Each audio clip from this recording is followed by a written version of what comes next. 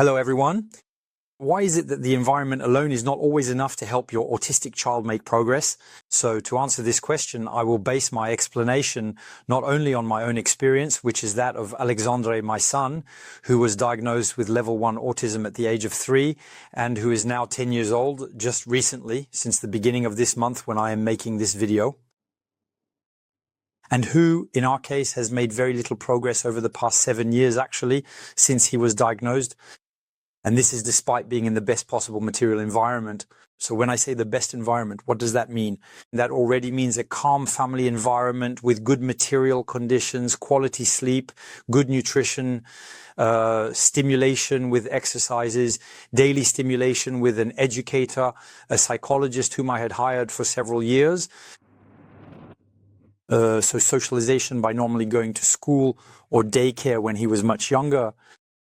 And even though the family environment, material conditions, stimulation, and the exercises he could do daily were set up in the way most consistent with the literature to promote the child's improvement, I found that there was no improvement.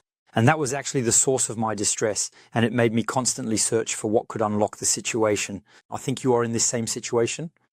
You have probably met with many psychologists, psychoanalysts, and pediatricians who told you that apart from working and doing ABA sessions, which is currently the most highly recommended, there really aren't any other options for your child. You have also been encouraged to help your child get good sleep, to give them omega-3s, to provide the best possible diet, to stimulate them daily, and to promote socialization. All of that is true. We are not questioning that. But the purpose of this video is to make you aware that unfortunately, most of the time, that's not enough. Several things. The first thing is that the older your child gets, the more the windows of plasticity close. The plasticity of a child from 0 to 3 years old is not the same as that of a child from 3 to 6 years old. And for a child from 6 to 10 years old, it's also not the same. The longer you wait, the more time passes, the more the windows of plasticity close. So the harder you'll have to work to change your child structurally and functionally, to help them learn, to help them adopt and integrate good habits, to correct their dysfunctions, etc. So it's always easier and more recommended to do this with a very young child than with a child who is a bit older. In the case of my child, Alexandre had a difficult childhood from 0 to 3 years old. And we really started intensive stimulation with ABA sessions and psychology after the age of 4 or 5. So we already had the critical window of plasticity from 0 to 3 years old that had already closed. So it's already much more difficult. There is quite a substantial body of literature on the subject, scientific literature, in fact, that demonstrates and proves that, well, we don't have the same chances of recovery or improvement for a child between 0 and 3 years old as we do after that age. The 0 to 3 year phase is truly a critical period in brain development, since about 80% of brain wiring takes place by the age of 3. So this is indeed related to plasticity. Sometimes the environment alone is not enough when plasticity is insufficient, simply because the child, for example, has just grown older. Secondly, when your child is stimulated, you do your utmost by following the recommendations given by most centers, psychologists, or pediatricians. Well, if your child actually has a neurophysiological lock in their brain, or if they structurally have atypical wiring, which is by definition autism, then you will indeed have to work much harder to achieve results that in the end will be very limited. And that in fact is my main lesson. What I personally took away from this is that even though I involved educators and psychologists for many hours over many years, the results in my case were not significant.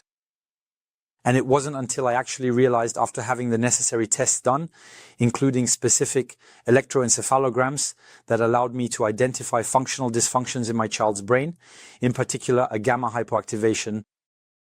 Without going into technical details, since that's not the purpose of this video, but one of the common points among ASD children, that is autistic children, is that the brain's functioning, the brain's electrophysiological activity shows dysfunctions in specific frequency bands.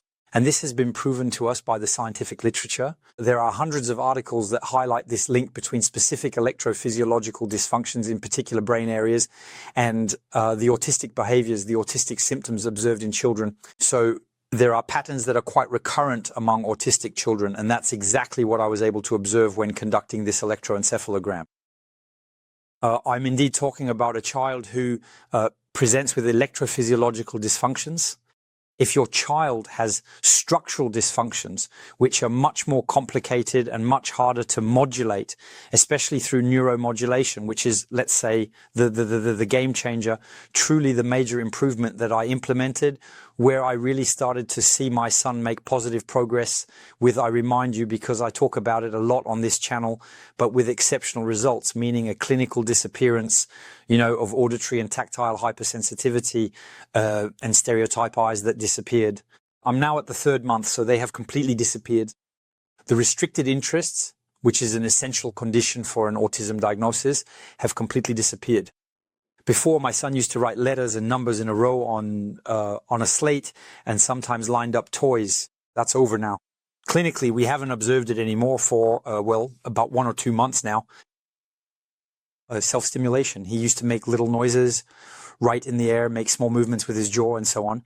All of that has completely disappeared. And we've seen cognitive improvement with learning, memory and concentration abilities that are absolutely phenomenal.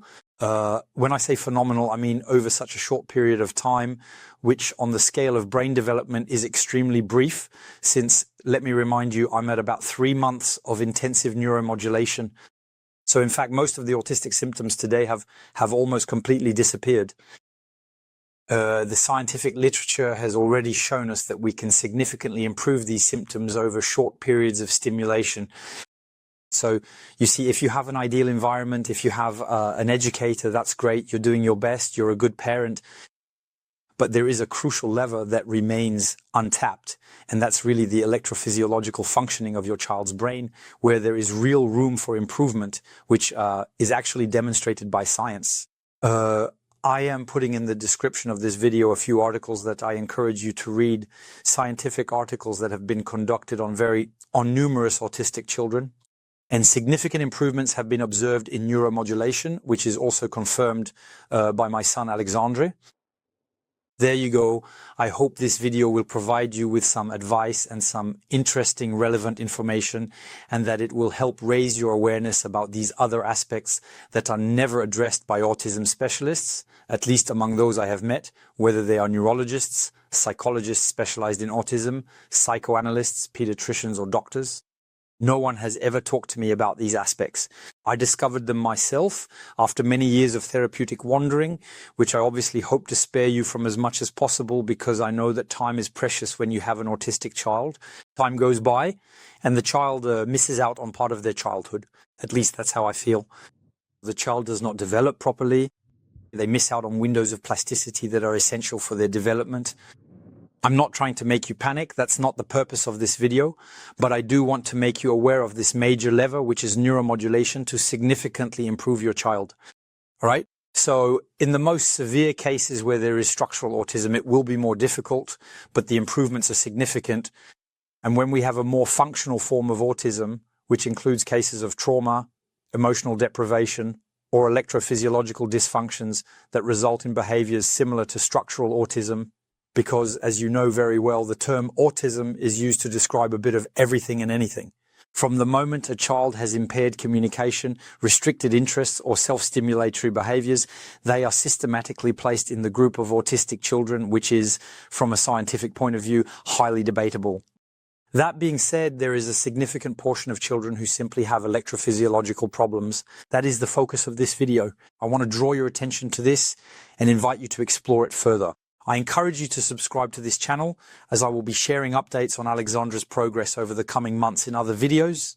And I think it's interesting, if you are a parent of an autistic child, it's worth seeing the progress that can be made with intensive neuromodulation. There you go. I wish you the best possible recovery and improvement for your child.